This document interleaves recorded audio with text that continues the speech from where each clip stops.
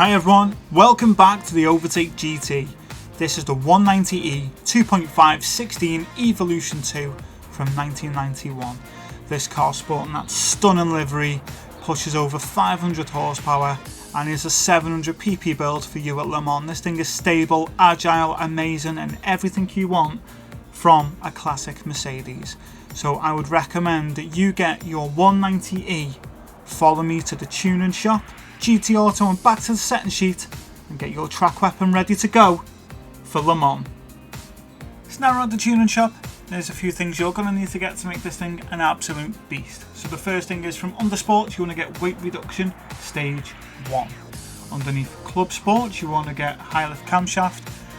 But wait, if you are level 50 or over, go to Ultimate and get high lift camshaft S first. Saves you buying this one and then buying that one again. Further down, you want to get weight reduction stage 2, a power restrictor and a ballast. Semi-racing, you want to get a racing crankshaft, fully customizable computer, high RPM turbocharger, a fully customizable LSD, weight reduction stage 3 and increase the body rigidity.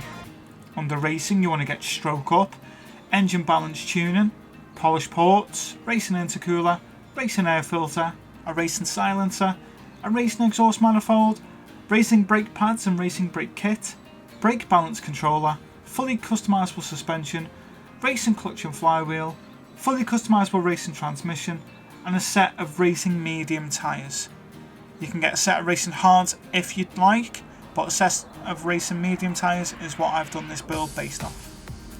Extreme, get a set of intermediates because we all know what happens at Le Mans. And under Ultimate, like I said before, high lift camshaft S, titanium connecting rods and pistons and a carbon propeller shaft.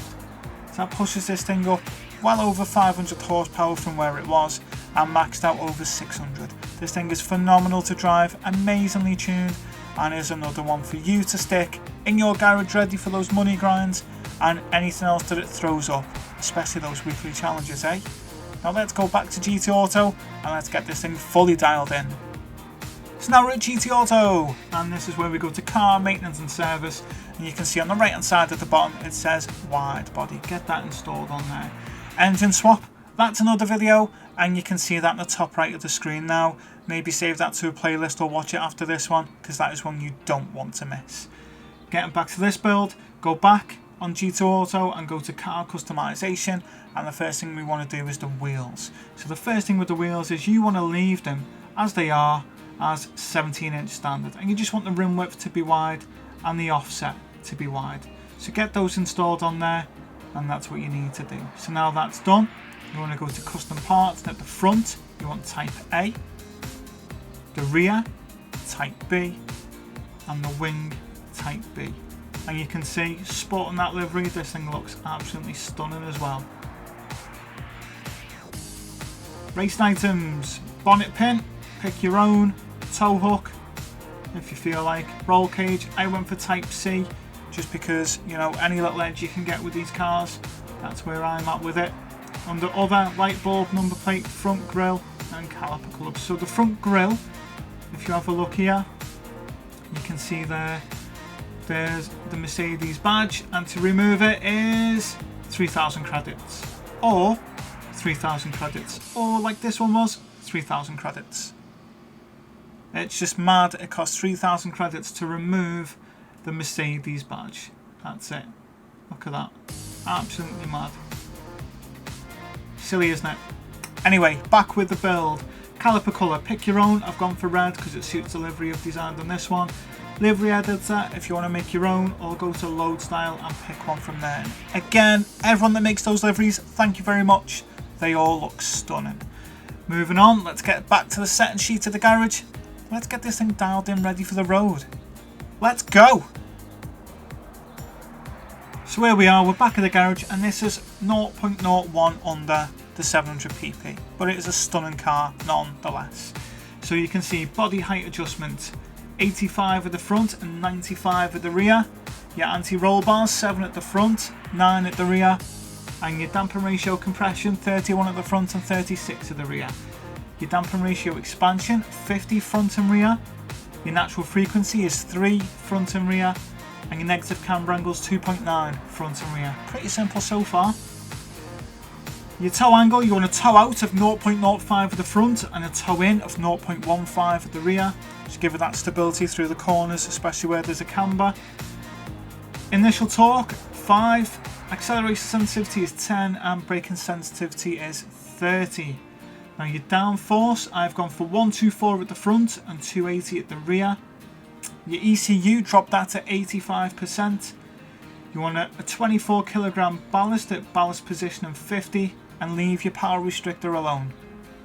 Now your transmission, fully customizable racing at 390 and manual adjustment to make these changes. First gear is 2.355, second gear is 1.815, third gear is 1.475, fourth gear is 1.209 and fifth gear is 1.039. That's a final drive of 3.444. This thing revs just under 9,500 RPM and it sounds absolutely astonishing, especially down the Mulsanne straight. And it really is one of those cars that you will just want to drive again because it won't let you down. That's everything else that you need to have installed on this car. And before you do decide to go and disappear, here's a quick trip guide to Le Mans and it'll help you no end. And this thing threw up some absolute shockers and there's even stuff in there that you wouldn't even believe happened. I'm telling you now. Okay, first thing we need to do, fuel map 6. Let's get our admin out the way. You can see this thing is already gaining some serious speed now.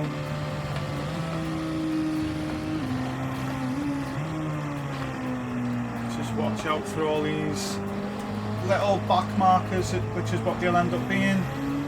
But look at the laps remaining. It's gone up to 3. So we should be getting around 3 laps.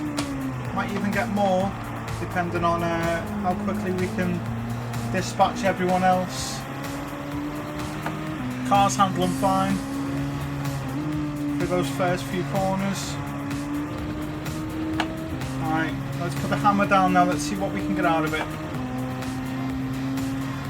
Oh, bit of a traffic jam. Just skate past everyone there. There we go. Because of the power curve of this thing, it's just making sure that we could get that gear ratio so long, but you're still hitting 175 nearly on the Mulsanne straights. Fantastic on the brakes, easy under braking, turning in perfectly fine.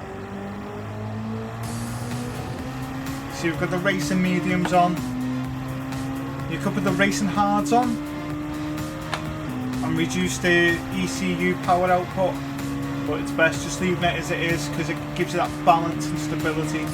Because the last thing you want to do is have a car that might be fast on the straights but a nightmare in the corners, and this thing pays dividends on those sections.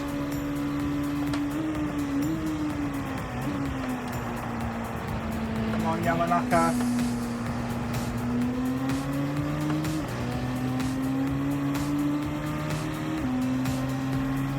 So this thing is really easy to drive. So if you've seen the earlier video of the engine swap with this, it was an absolute nightmare stock.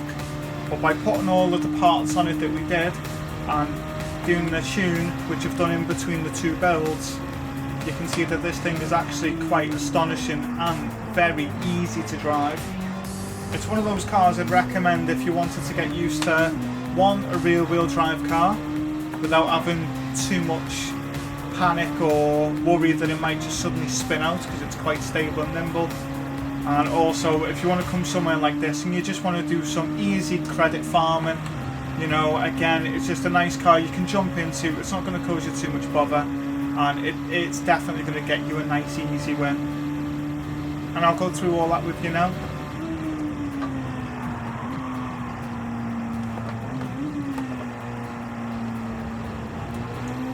A little bit wide, too busy talking. Come on, get out the way. Come on, McEwen. McEwen's definitely had an upgrade, because he's the last few races I've had, he's just started bolting away from like Lausanne and Portia. definitely a bit different with the order, the way the order's been the last few races. Don't know if anyone else has noticed anything similar when they've been doing Le Mans. That's one that I've definitely noticed. You can just see using the brakes to help turn this car, because although it's got all that power and it's not that heavy, you know, using the brakes helps turn in any car. Oh, too much. Penalty coming my way. Let's see how many seconds it is. And it is... oh, I've got away with it.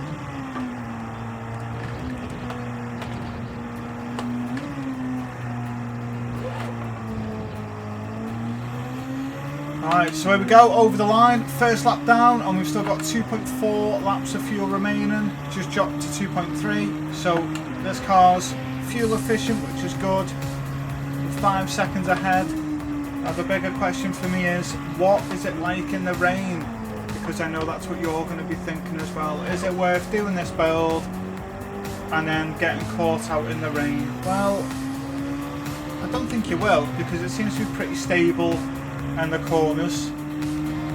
You know, again, like all builds and all cars, you just need to adapt your driving style to suit the car, because the car's not going to change to suit you, as if there's only so much you can do in that respect. But so far, so good. So let's see where we're at the end of lap 2, and I can give you a bit more info. So where we are, we're just coming up to around the last little dogleg section here, and you can see, look at that weather coming over. I've got green, yellow, dark blue, the lot. I'm hoping, looking at the way that that's forming and coming across, I might just get away with coming in now and sticking some tyres on and not need to try and go round and be a bit of a smart aleck and get another lap out of them. So that yellow is definitely coming over, isn't it? I just want to be a bit mindful, because I don't want to get caught out. I think everyone's done that before, and I think coming in, chucking a set of Vinces on is going to be the best thing. We've got a nice lead there of 22 seconds, so we're not going to be too far behind, and everyone else is going to slow down. I mean, the racetrack's already sodding. So as you can see, heavens have opened, get the inters on, look at that, torrential. So the lead's still gaining, but it's coming down now. I think we're probably going to come out second or third maybe, unless everyone starts pitting now. So it's going to be interesting to see who pits, who doesn't, because the weather coming over is just horrendous. Absolutely horrendous. Come on, McEwen's pitted. Portia, is Yamanaka going to pit as well? Look at that car. Stunning. Now it looks like everyone's in, so we should come up with a bit of a healthy lead. Hopefully about 30 seconds. But you can see there, look, over 3 laps of fuel going in.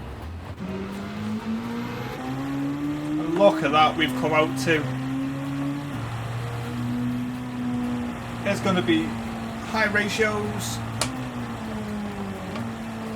Come on, turn. It's so wet.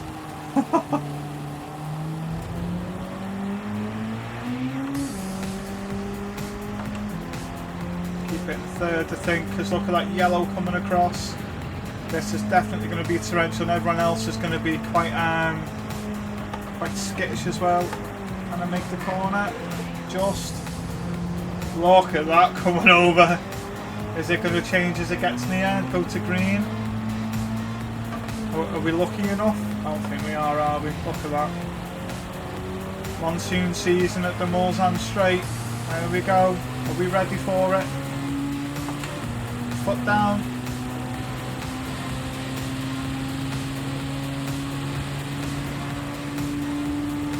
I suppose the only good thing I can say is that's going up. The distance between, oh no, it's coming down as Portier overtook him. Portier must be on full wets. There's the yellow.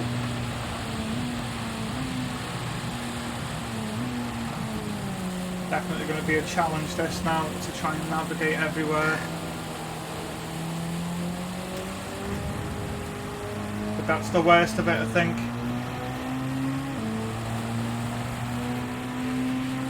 But he is backing off again now. 34 seconds. No, it doesn't sound like much. No, it sounds like he's 30 odd seconds away. But one spin, one mistake, and you can say goodbye to at least half of that lead. And we're trying to get to a free pit stop to get in, out, and maintain the lead. So when you're driving this car as well, you just need to be smooth with your turns. So when I say that, it's not throw the steering wheel in, it's be quite precise and smooth. And the car will look after you. But if you throw it in, that back end's more than likely going to kick out. Right, where are we at with the weather? So we've just come to the end of that storm. So you can see the puddles all over the track. It's going to be another lap at least on these inters. And also, I just want to point out, I'm on lap 4. And no one has done a fastest lap. Isn't that something? Look at that. Blue skies. That's what we want to see. We can get in, racing mediums. We can really see how fast this thing is. The best thing is we can get in, providing there's no more bad weather on the way. That'll see us to the end, which will be good. But what a solid performing car.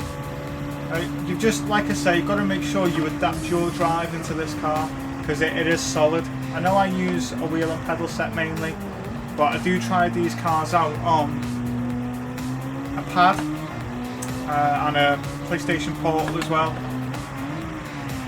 So it's not like I'm not trying to make sure that they're suitable for everyone. So let's get in, let's get these tyres switched over, let's get that extra lap of fuel, and then let's see what kind of lap times we can put in, because unless the weather changes, I think we'll be pretty alright, pretty solid.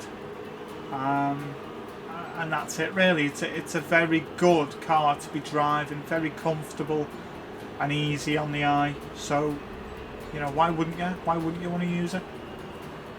And if you've got a 190e, didn't spend a massive amount of money tuning it up, so why not go for it? Simple as that. Right, here we go. So I have no idea what the AI is thinking. I would have come in if it was me, but they've stayed out because the track's drying. So surely you'd want to be in, change your tyres and benefit from it as the track's drying, rather than staying out on a set of intermediates or wets and just absolutely destroying your rubber. Like, what's the point? The way this is going, we're going to have yet another free pit stop before the end, which, you know, it's great for us. It's a massive benefit for us, but I think that just shows where the AI is lacking a little bit.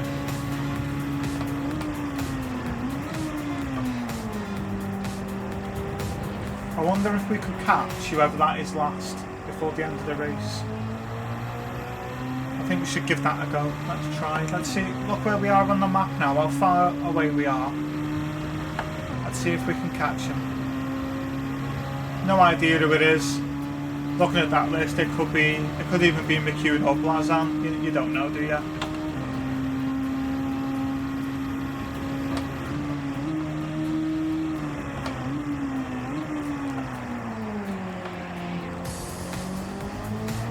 Thought the weather was changing then. That haze. I've got my weather radar on because I know what it's like here at Le Mans. I know it throws up these surprises, and having that strategy to help you through them, it helps a lot. When I started, I wish someone was there to show me, you know, what to look out for, and, you know, what to be a bit more aware of. I mean, you know anyway if you've been doing it as long as I have, but specifics for the game and what to check out and what to see and what to bear in mind. It's all part of your racecraft and helping you be a better driver. So being a better driver is not just about lap times, it's about what you can see and do on track, what you can adjust to. They're out the pits, we're chasing them down. Sugawara's got the fastest lap of a 4:44. 40 years into pit. They were all on wets and inters. Low on fuel.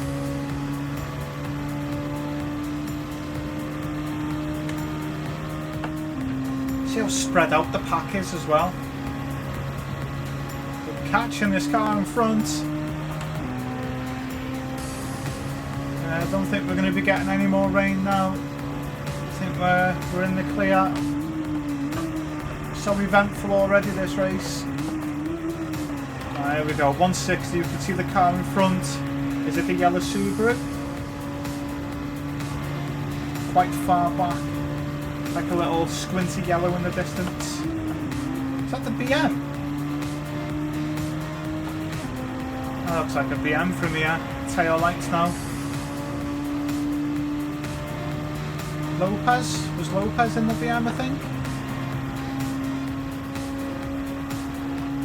It is a BM. It is Lopez, isn't it? Oh, he's had the shocker. He's gone. He's gone. Oh, he's off. Oh, what a shocker. Dear me. He's gone, hasn't he? He's had an absolute mare. Oh, poor lad. There's nothing worse than being on a daily race and doing something as well like that. Even when you're just on a normal Gran Turismo race, if you do something daft like that, oh, you're absolutely kicking yourself, aren't you? I know I am. Simple mistakes. I can't believe we watched some spin out front. I've not seen that for a long time.